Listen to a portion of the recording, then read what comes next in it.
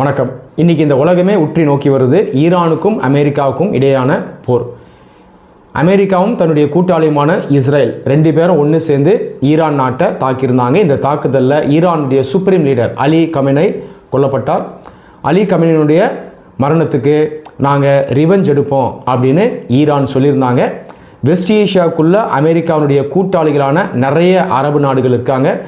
இந்த அரபு நாடுகள் மீது ஈரான் தாக்குதலை நடத்தியிருக்காங்க. உதாரணத்துக்கு கத்தார், பஹ்ரைன், யுஏஇ, சவுதி போன்ற நாடுகளில் தாக்குதல் நடத்தியிருக்காங்க.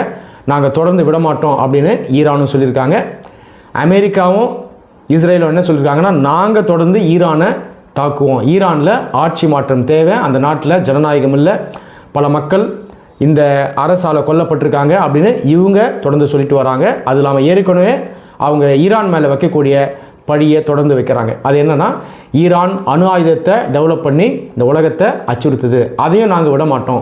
ஈரானை எந்த அளவுக்கு அடிப்போம்னா அவங்க இனி நியூக்ளியர் வெப்பனை டெவலப்பே பண்ண முடியாது அப்படின்னு இந்த இரண்டு நாடுகளும் சொல்லியிருக்காங்க.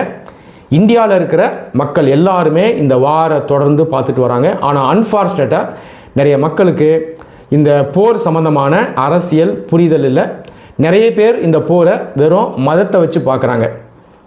முஸ்லீம் மக்கள் இஸ்லாம் மதம் இதை வச்சு பார்க்குறாங்க, யூத மக்கள் யூத மதம் இதை வச்சு பார்க்குறாங்க. இந்த பார்வை தவறு. இந்த வீடியோவில் இந்த வார் சம்மந்தமாக நிறைய முக்கியமான விஷயங்களை நான் உங்களோட ஷேர் பண்ண விரும்புகிறேன். தயவுசெய்து வீடியோவை ஃபுல்லாக லிசன் பண்ணுங்கள். நம்ம ஒரு விஷயமாக பார்க்கலாம். முதல் விஷயம், இந்த முஸ்லீம் நாடுகள் மத்தியில் இருக்கக்கூடிய அரசியலை நான் சொல்லிடுறேன். அது இல்லாமல் இந்த வெஸ்ட் ஏஷியா பகுதிக்குள்ளே இருக்க அரசியலை நான் சொல்கிறேன். இரண்டாவது, இந்த ஒரு போர் சூழ்நிலையில் இந்தியா என்ன செஞ்சுருக்கணும், இந்தியா என்ன செஞ்சுருக்கு, ஈரான் நாட்டோட நம்ம கூட நின்று இருக்கணுமா, இதை நான் எக்ஸ்பிளைன் பண்ணுறேன். கடைசியாக இந்த போரால் இந்தியாவுக்கு எந்த மாதிரியான சவால்கள் இருக்கும், இந்தியா எப்படியெல்லாம் பாதிக்கப்படும், இதை நம்ம ஒவ்வொன்றா பார்க்கலாம். முதல்ல இந்த வெஸ்ட் ஏஷியா பகுதி இருக்கு இல்லையா, இதுக்குள்ளே இருக்க அரசியலை நான் சொல்லிடுறேன். பெரும்பாலான மக்கள் என்ன நினச்சிட்டு இருக்காங்கன்னா, இந்த முஸ்லீம் நாடுகள்லாம் ஒரே குரூப்பாக இருக்காங்க, அவங்களுக்குள்ள ஒற்றுமை இருக்குது, ஒரு பிரச்சனைனா எல்லா முஸ்லீம் நாடுகளும் ஒன்றா இருப்பாங்க அப்படின்னு நினைக்கிறாங்க. இது உண்மை கிடையாது, இது தவறானது. அரசியலை எப்பயுமே மதத்தை மட்டும் வச்சு பார்க்கக்கூடாது. அரசியலில் எது முக்கியம் அப்படின்னா அதிகாரம், பவர். அதை தாண்டி நேஷனல் இன்ட்ரெஸ்ட், ஒரு நாட்டுக்கும் பார்த்திங்கன்னா தேசிய நலன் இருக்கும். அதை தாண்டி நாடுகளுக்கு கூட்டாகவும் சில இன்ட்ரெஸ்ட் இருக்கும். ஒரு குரூப்பாக இருப்பாங்க, அவங்களுக்கு ஒட்டுமொத்தமாக சில இலக்குகள் இருக்கும். இதெல்லாம் வச்சு தான் நீங்கள் அரசியலை பார்க்கணும். இந்த அரசியலில் மதமும் ஒரு ஃபேக்டராக இருக்கும், ஆனால் மதம் மட்டுமே அரசியல் இல்லை. இப்போது இந்த வெஸ்ட் ஏஷியாவில் பல நாடுகள் இருக்குது. இதில் நிறைய முஸ்லீம் நாடுகள் இருக்காங்க, அது இல்லாமல் அரபு நாடுகளும் இருக்காங்க. இந்த நாடுகளுக்கு மத்தியில் எப்படி அரசியல் இருக்குன்றதை இப்போ நம்ம பார்ப்போம். வெஸ்ட் ஏஷியாவில் Iran, Iraq, Palestine, UAE, Israel, Turkey, Lebanon, Jordan, இது மாதிரி நிறைய நாடுகள் இருக்காங்க. இதில் பார்த்தீங்கன்னா ரெண்டு முக்கியமான அடையாளங்கள் இருக்கும். ஒன்று அரபு அடையாளம். அரபு அடையாளம் அப்படின்றது அரபு மொழியை வச்சு பார்க்குறது. இஸ்லாம் மதத்துக்கு முன்னாடியே இந்த அடையாளம் வந்துருச்சு. இரண்டாவது அடையாளம் பார்த்தீங்கன்னா இஸ்லாம் அடையாளம், மதம் இஸ்லாம், இதை வச்சு பார்க்கும்போது நிறைய முஸ்லீம் நாடுகள் இருப்பாங்க. இப்போ இதில் பார்த்தீங்கன்னா சில முரண்பாடுகள் இருக்கும். UAE, Iraq, Saudi, Palestine, Bahrain, Qatar, இந்த மாதிரி நாடுகள்லாம் அரபு முஸ்லீம் நாடுகள். டர்க்கி, ஈரான் போன்ற நாடுகள்லாம் வெறும் முஸ்லீம் நாடுகள் தான், அரபு நாடுகள் கிடையாது. இங்கே கலாச்சாரம் அங்கே மாறும். நீங்கள் ஈரான் எடுத்துங்க, முஸ்லீம் நாடு, ஆனால் பெர்ஷிய கலாச்சாரம் அங்கே இருக்கும், பெர்ஷிய மொழி. டர்க்கி எடுத்துக்கிட்டிங்கன்னா அங்கேயும் அந்த மாதிரி தான், மதத்தை வச்சு பார்க்கும்போது முஸ்லீம் நாடு, ஆனால் அங்கே டர்க்கிஷ் கலாச்சாரம் இருக்கும். ஸோ இந்த நாடுகளுக்குள்ளேயே கலாச்சார ரீதியாக முரண்பாடுகள் இருக்குது. அது இல்லாமல் மதத்துக்குள்ளே பார்த்தாலும் இரண்டு பெரிய பிரிவுகள் இருக்குது. ஒன்று சுனி இஸ்லாம், இன்னொன்று ஷியா இஸ்லாம். ஈராக், ஈரான், பஹ்ரைன் இந்த நாடுகள்லாம் ஷியா மெஜாரிட்டி, மற்ற எல்லா நாடுகளுமே சுனி மெஜாரிட்டி. அப்போ இந்த அடையாளங்களை வச்சே இந்த நாடுகளுக்கு மத்தியில் ஒரு அரசியல் ஏற்கனவே இருக்குது. ஷியா நாடுகளில் சக்தி வாய்ந்த நாடு ஈரான், சுனி நாடுகளில் சக்தி வாய்ந்த நாடு சவுதி அரேபியா. பல ஆண்டுகளாக சவுதி ஈரான் இடையே இந்த செக்டேரியன் ஐடென்டிட்டியை வச்சு ஒரு விரோதம் இருக்குது, போட்டியும் இருக்குது. ஈரானுக்கு சவுதி எனிமி, சவுதிக்கு ஈரான் எனிமி. அப்போ பாருங்கள், வெறும் மதத்தை மட்டும் வச்சு பார்க்கக்கூடாது. இந்த முஸ்லீம் நாடுகளுக்கு மத்தியிலேயே ஒரு பெரிய அரசியல் இருக்குது, விரோதம் இருக்குது, போட்டி இருக்குது, அதே நேரத்தில் நட்பும் இருக்குது. அடுத்து, இந்த வெஸ்ட் ஏஷியாவுக்குள்ளே 3 முக்கியமான நாடுகள் லீடர்ஷிப் கொடுக்கணும்னு நினைக்கிறாங்க. அது யாருன்னா சவுதி அரேபியா, ஈரான், டர்க்கி. 3 நாடுகளும் ஹெவியாக போட்டி போடுவாங்க. இந்த முஸ்லீம் உலகத்துக்குள்ளே, முஸ்லீம் வேர்ல்டுக்குள்ளே யார் லீடராக இருக்கிறது, நீயா நானா அப்படின்ற அரசியல் ரொம்ப காலமாக இருக்குது. இதில் டர்க்கி பார்த்திங்கன்னா அவங்களுடைய ரோல் இன்னும் பெருசு. வெஸ்ட் ஏஷியாவை தாண்டியும் டர்க்கியினுடைய ரோல் இருக்குது. ஏன் அப்படின்னா மேற்கத்திய நாடுகளோட டர்க்கி ஒரு உறவில் இருக்குது.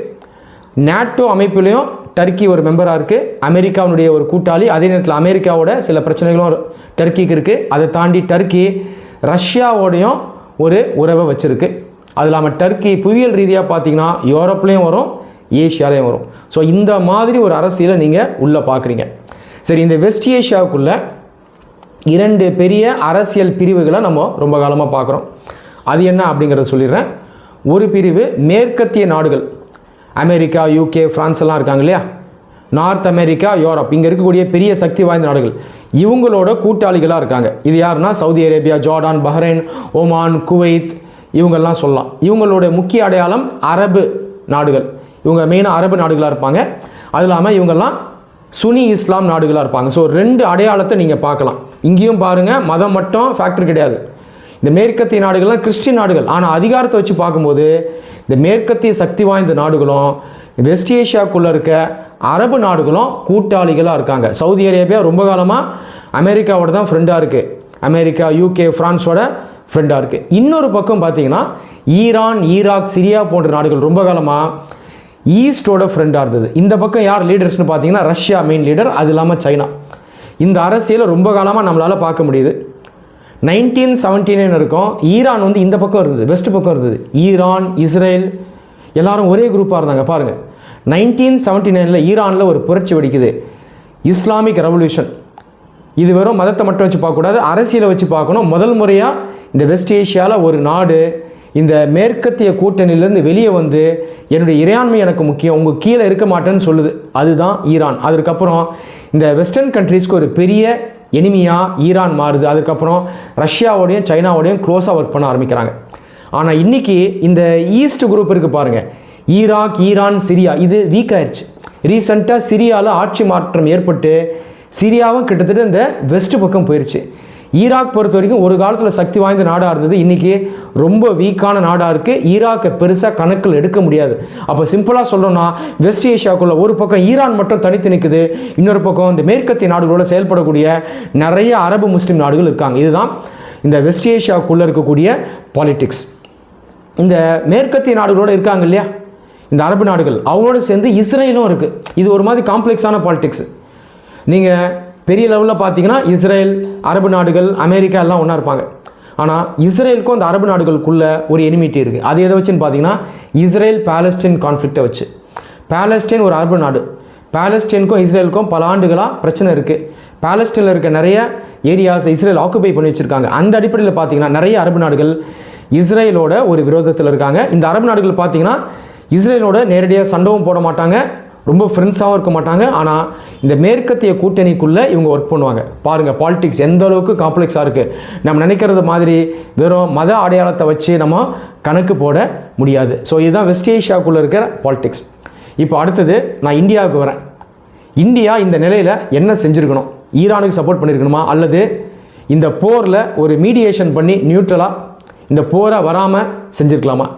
இந்தியா பொறுத்த வரைக்கும் நமக்கு இந்த மேற்கத்திய அணியில் இருக்கிற அமெரிக்காவும் நமக்கு ஃப்ரெண்டாக இருக்காங்க, இஸ்ரேலும் ஃப்ரெண்டாக இருக்காங்க, சவுதி போன்ற அரபு நாடுகளும் ஃப்ரெண்ட்ஸாக இருக்காங்க. இந்த பக்கம் ஈரானும் நமக்கு ஃப்ரெண்டாக இருக்காங்க. சரி, சவுதி ஏன் நமக்கு ஃப்ரெண்டாக இருக்காங்க அப்படின்னா சவுதியில் எண்ணெய் வளம் அதிகம், ஒன்று. செகண்டு, முஸ்லீம் நாடுகளுக்கு ஒரு லீடராக சவுதி இருக்குது. ஏற்கனவே இந்தியா நிறைய முஸ்லீம் நாடுகளுக்கு ஒரு நண்பன். அப்போ சவுதியோடையும் நட்பு வச்சுக்கணும்னு நம்ம நினைக்கிறோம். அமெரிக்கன் பாயிண்ட் ஆஃப் வியூவில் பார்த்தீங்கன்னா அமெரிக்கா ஒரு வல்லரசு. கடந்த 11 வருஷமாக அமெரிக்காவோட க்ளோஸாக இருக்கும். காரணம் என்னென்னா பொருளாதார வளர்ச்சி, பாதுகாப்பு, சைனாவினுடைய அச்சுறுத்தல், இண்டோ பசிபிக் ரீஜனில் நம்ம ஒரு கூட்டணியாக வேலை செய்கிறது, அது இல்லாமல் யுனைடெட் நேஷன் செக்யூரிட்டி கவுன்சில் ரீஃபார்ம்ஸ்க்கு நமக்கு அமெரிக்காவுடைய சப்போர்ட் தேவைப்படுது. ஸோ பல காரணங்களுக்காக அமெரிக்காவோட நம்ம இன்றைக்கி ஒரு ஸ்ட்ராட்டஜிக் பார்ட்னராக ஒர்க் பண்ணிகிட்ருக்கோம். இஸ்ரேலோட ஏன் ஒர்க் பண்ணுறோம்? எக்கனாமிக் டெவலப்மெண்ட்டுக்கு ஒர்க் பண்ணுறோம்.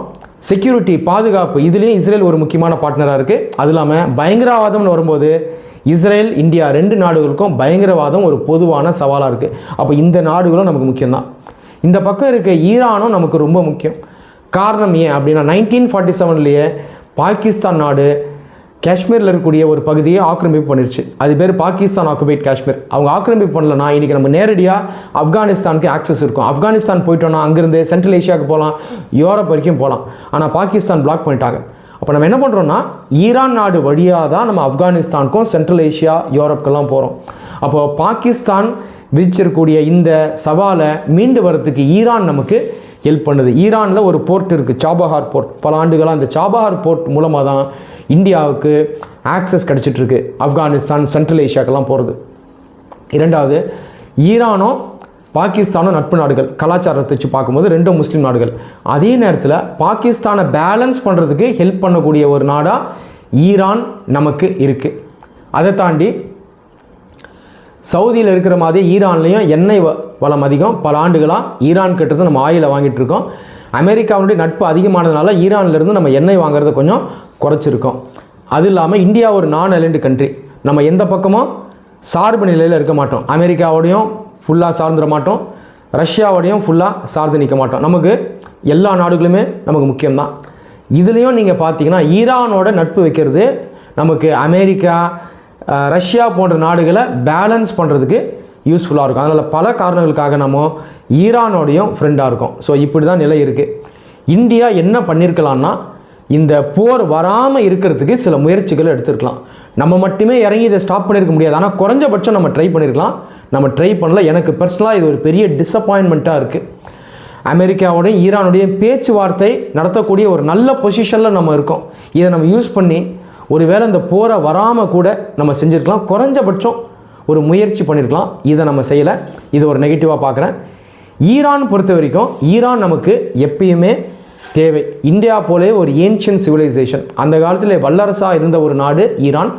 கலாச்சார ரீதியாக இந்தியாவுக்கும் ஈரானுக்கும் அந்த காலத்துலேருந்தே ஒரு நல்ல உறவு இருக்குது. அது இல்லாமல் நாம் ஏகாதிபத்தியத்தை எதிர்க்கிற நாடு. 200 வருஷம் பிரிட்டிஷோட ஏகாதிபத்தியத்தை இருந்தோம்.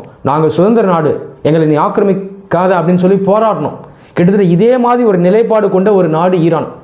1979 வெஸ்ட் ஏஷியாவில் ஒரே ஒரு நாடு இந்த மேற்கத்திய ஏகாதிபத்தியத்திலேருந்து வெளியே வருது. நாங்கள் ஈரான் மக்கள் உங்களுடைய கட்டுப்பாட்டில் நாங்கள் இருக்க மாட்டோம், எங்களுக்குன்னு தனி அரசு வேணும் அப்படின்னு சொல்லி புரட்சி மூலமாக வெளியே வருது.